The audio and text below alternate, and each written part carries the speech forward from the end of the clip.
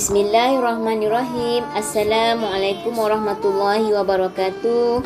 Apa khabar anak-anak semua? Cikgu harap sihat.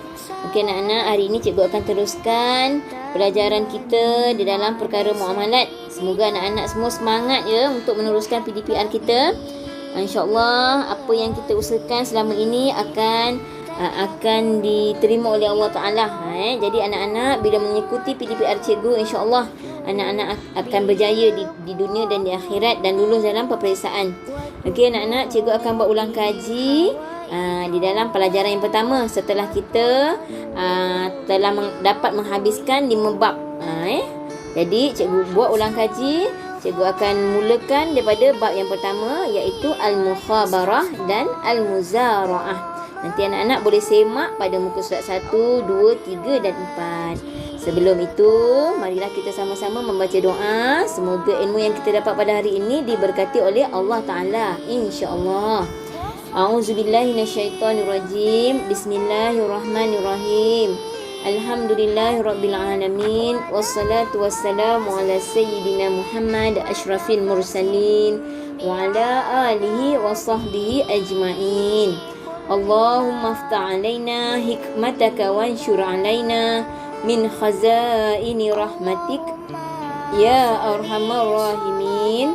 Rabbana asrah lana sudurana wa yassir lana umurana. Bismillahillazi la yadurru ma'asmihi syai'un fil ardi wala fis sama' wa huwas samiul alim. Wa sallallahu ala sayyidina Muhammad wa ala alihi wa sahbihi ajmain. Amin. Okey, cikgu teruskan. Apakah pengertian Al-Mukhabarah dan Al-Muzara'ah? Iaitu bererti pawah.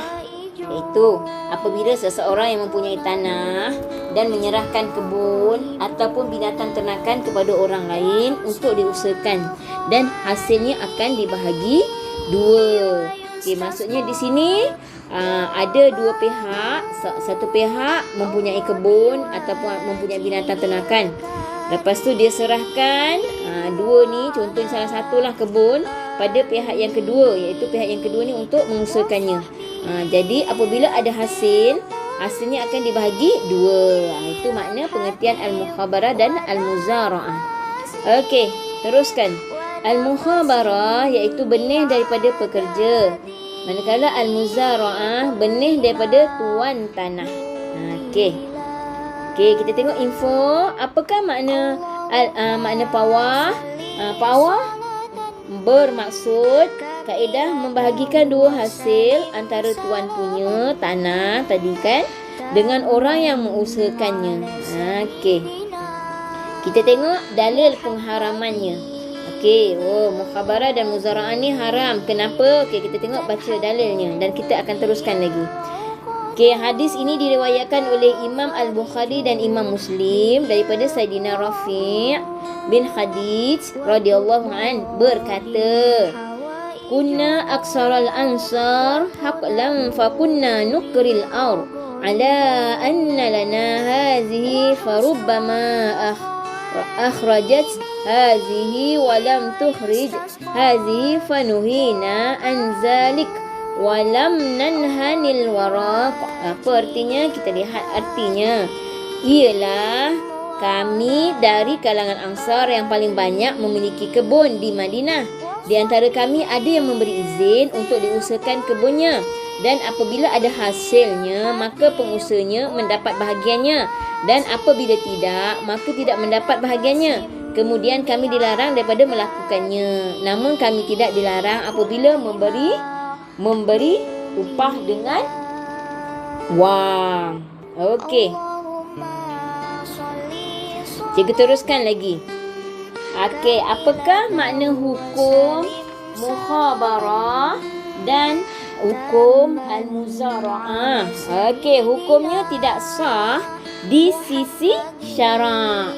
Tak sah di sisi syarak. Ingat anak-anak, mukhabarah dengan muzara'ah hukumnya tidak sah di sisi syarak. Kenapa tidak sah? Kenapa haram? Okey, teruskan bersama cikgu. Okey, kita lihat contoh yang pertama. Contoh mukhabarah dan muzara'ah. Contoh yang pertama, pemilik tanah menyuruh orang lain menanam pokok kelapa sawit di tanahnya tanpa upah. Dan hasilnya dibahagi dua. Okey, tengok. Dia suruh usahakan. Dia tak bagi upah. Dia tak bagi upah. Jadi apabila dapat hasil, dia bahagi dua. Jika benih dikeluarkan oleh pemilik tanah, dinamakan muzara'ah. Dan jika benih dikeluarkan oleh pengusaha, dinamakan mukhabarah. Di sini kita dah nampak kan? Sebab apa dia diharamkan. Dah terang-terang dia pemilik tu dia suruh orang lain tanam. Dia suruh orang lain tanam tetapi dia tidak bagi upah. Itu yang dihukumkan haram di situ. Okey, kita tengok contoh lain. Contoh yang kedua. Pemilik lembu menyuruh orang lain menternak lembu miliknya tanpa upah.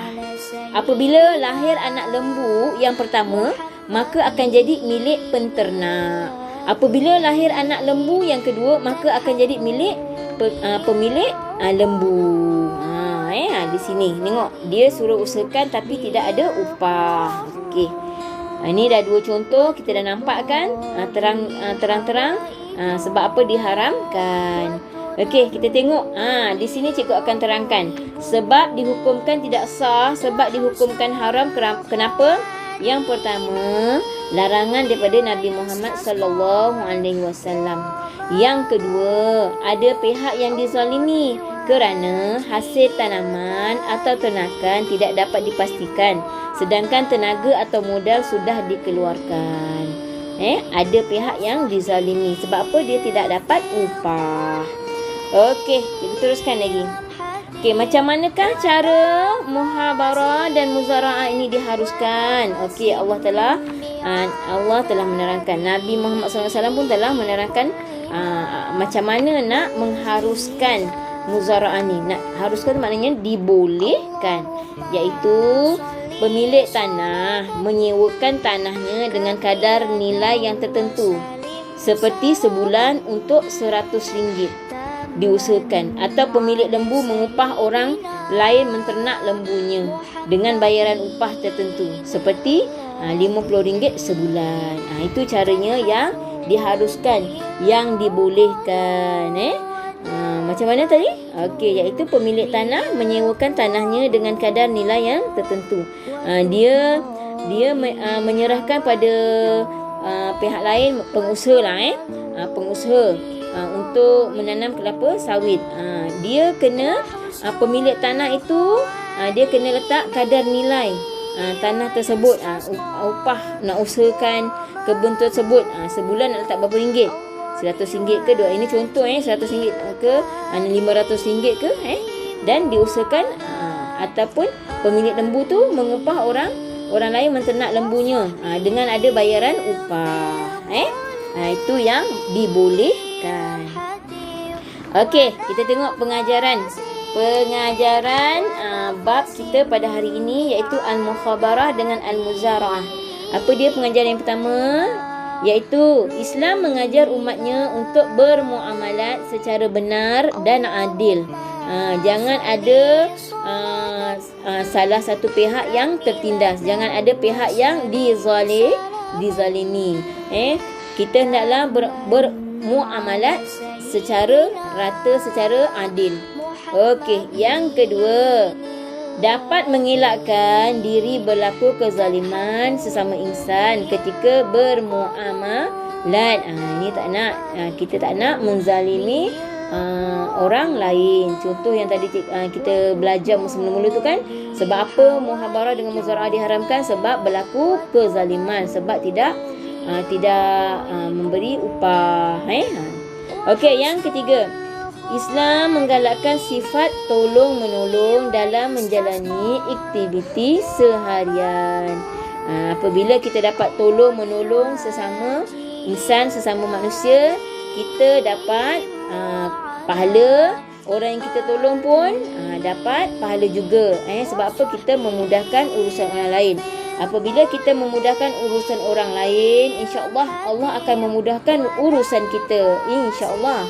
Okey anak-anak, Jadi pelajaran kita di dalam bab yang pertama ini cikgu telah selesai pelajari. Okey.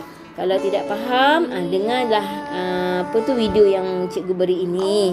InsyaAllah selepas ini cikgu akan berikan latihan. Cikgu harap anak-anak dapat mendengar. Cikgu dapat cikgu harap anak-anak dapat meneruskan pelajaran kita ini.